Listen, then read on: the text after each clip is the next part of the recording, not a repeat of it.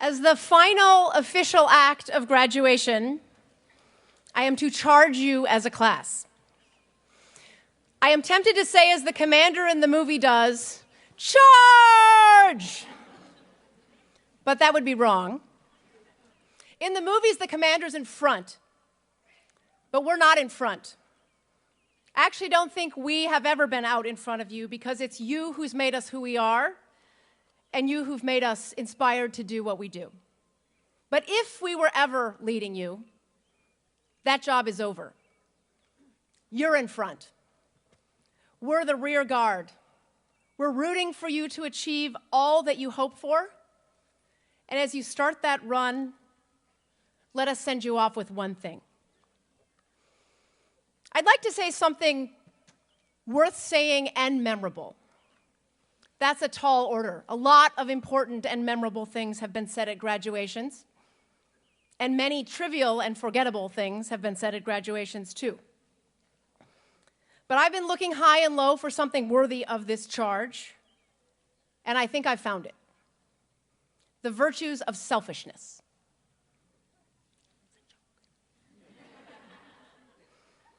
I cast many things aside before I settled on this. There are all sorts of things that we as a faculty want to say to you as you leave us. We want you to have grand ambitions for yourself. We want you to be impatient to achieve them. And we want you to make a difference wherever you land. Given your talent, your spirit, your grit, your creativity, you should, you must, and in fact, you are obligated to have big dreams. And we want you to have satisfying lives. But we know enough about you to know that you do not need to hear those messages, because you already know them and you're already trying to live them. There is one message I think you might need to hear. Take care of yourselves. I jokingly called that the virtue of selfishness, and of course that's not what I mean. Selfishness is not a virtue. But here's what I mean. If you want to do work that matters, if you want to build a satisfying life, you have to bring your best game. And the simple truth is that you cannot do that unless you take care of yourself. I think the point's fairly obvious, but it's easy for all of us to forget it. Think about the people whose job it is to bring their best game literally, elite athletes. There is no aspect of their training that is not carefully calibrated to maximize their physical and mental performance. They do totally insane things. Michael Phelps, he has breakfast, and then exactly 120 minutes later, he jumps in the pool and swims for 4 hours. He breaks for lunch and then runs for 2 hours. Then he goes to the gym and does weight work and treadmill time. He eats in a day what most people eat in 3 days. His typical breakfast involves an 8-egg omelet. His training and diet have fundamentally altered his metabolism. And his mental training is to have practiced what he has to do in the pool so often that his body is on automatic pilot when he races. When his goggles filled with water in Beijing and he could not see, his muscle memory carried him to the gold. Lawyers do the same. In the week before the Supreme Court argument in the healthcare case, Paul Clement, one of the advocates, subjected himself to 5 consecutive days of moots of his argument. Another regular Supreme Court advocate locks herself in a hotel room for the entire weekend before the oral argument to live and breathe every detail of the case. This isn't 4 hours of swimming and 2 hours of running, but she can excel at oral argument even when she experiences the equivalent of water in her goggles, being blindsided by unexpected and wacky questions from the justices. So if it's obvious that high-stakes performance require intense training to assure the performer is at her best, it should be just as obvious that the goal of living a meaningful life requires that too. You can't live the life you want without constantly being in training for it. and that means taking care of yourself. So what do you have to do to bring your best game? I think it does mean you have to do all the things your parents told you. You have to take care of yourself physically. You have to exercise, eat your vegetables, brush your teeth, get enough sleep, stay away from salt and sugar, keep your doctor's appointments. You need to do all of those things. But tending to yourself is actually a lot more challenging than that. Your ability to care for yourself starts with something that sounds incredibly simple. You have to understand yourself. You probably know that's a lot harder than it sounds. Self-awareness is actually not something we're born with. Psychologists have conducted studies to identify the moment in time when infants and toddlers realize that they are separate from what they see in the world. In these studies, researchers put a red dot on the nose of infants and toddlers and placed them in front of a mirror. Before self-awareness emerges, they reach out to touch the interesting child in the mirror with the red dot. Once it emerges, they touch their own nose to see what's going on with that red dot. Realizing that you are the baby in the mirror with the red nose is just the beginning. Fully understanding yourself and coming to terms with what you have come to understand is a lifelong project, and most of us have a long way to go. How many people do you know who have obvious personality traits of which they are painfully unaware? I've got 2 teenagers, so I live with this every single day. Every time I suggest to my teenagers that perhaps they are contrarian, the conversation ends with one of them informing me very loudly, "I do not disagree with everything you say." They don't seem to see the humor in this. Clearly, though, one point of knowing yourself is understanding your limits. There's a saying that captures the point. If you meet 3 jerks in one day, you're the jerk.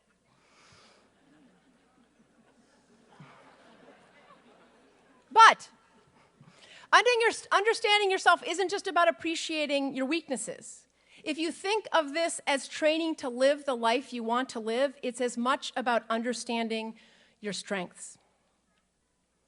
The connection between understanding yourself, taking care of yourself, and bringing your best game in life, I think, is pretty straightforward. If you don't know yourself, if you don't understand the limits you have to work on or work around, and you don't fully appreciate your talents, you can't bring that best game. And most of all, you don't understand what in work and life gives you joy and pleasure. So why don't we take care of ourselves? We all know this at some level, but we don't always act on it.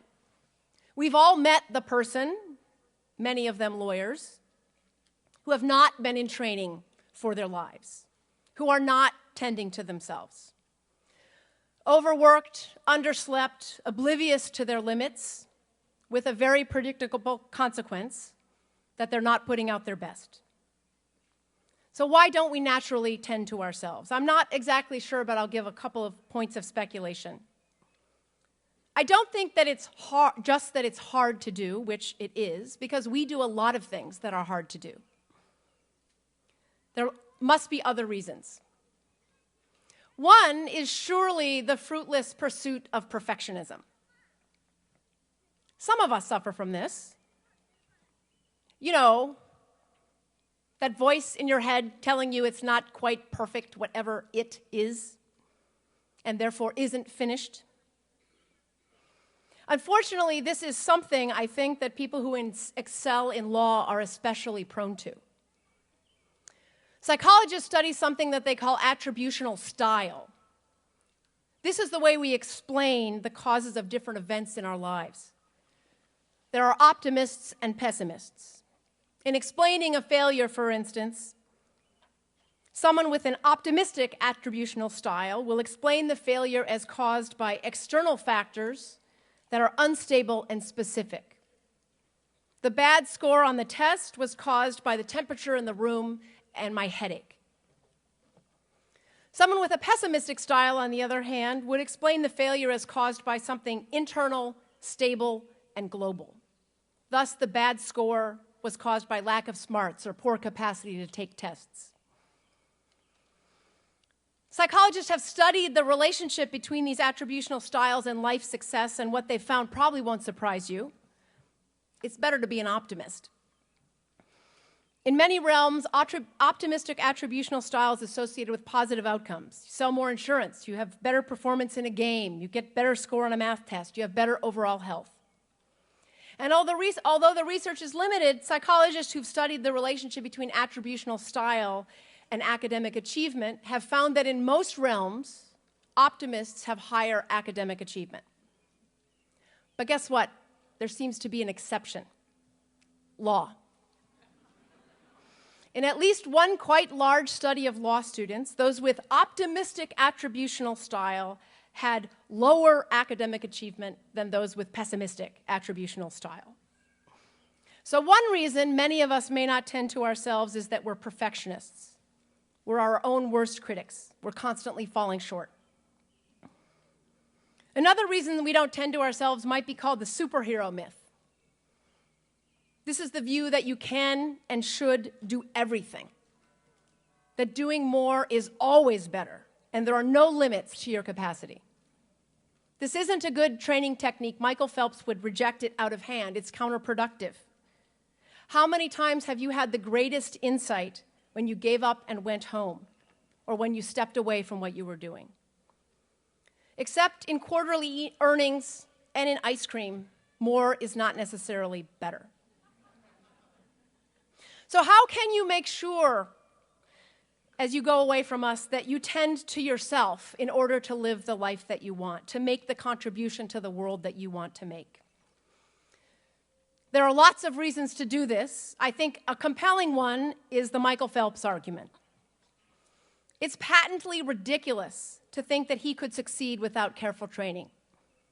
It's patently ridiculous to think a Supreme Court advocate could deliver a successful argument without the same careful training. And it is patently ridiculous to think that you can live the life you want without training for it. And that requires you to understand and to nurture yourself. Let me leave you with some inspiration on this score. You've done amazing things, and so have many of our graduates before you. One of our graduates, Peter Buckart, is the Director of Emergencies at Human Rights Watch. He's credited with shifting the work of Human Rights Watch and other human rights organizations from after-the-fact investigations of atrocities to on-the-scene, real-time, but accurate reports of what's happening in the midst of atrocities, with predictable consequences for policy. Peggy Russell and Stephen Dinkelspiel, when they were students here, started the East Community Law Project with a group of others, and you know what that has contributed. Similarly, last year's graduate Angela McRae founded Project Remade. One of our graduates from 2003 who suffered all of his life from dyslexia developed the Intel Reader, which scans texts and reads them, a lifesaver for those who suffer from dyslexia and other learning disabilities. If these examples don't provide you with inspiration, think about your own hero, the person who has inspired you, the person who is a model for you.